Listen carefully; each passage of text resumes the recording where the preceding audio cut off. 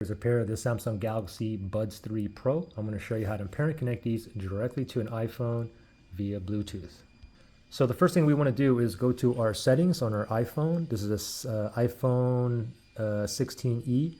So I'm going to tap on settings and I'm going to go to Bluetooth. Okay.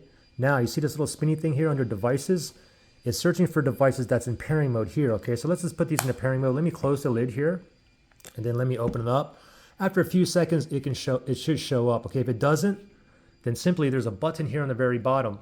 Make sure the buds are in the case, make sure the lid's open, and then we're gonna press and hold that button. Ready, set, go. Press and hold, now just keep holding.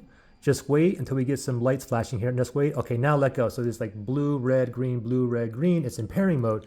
Now that spinny thing is still spinning, it's still searching, and it did find the Buds 3 Pro. Let's tap on that right there.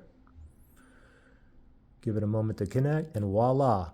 We are now connected, ready to go. Now, if you had any kind of issues pairing or connecting, you can always factory reset these. If you need to do that, look in the link below in the description area.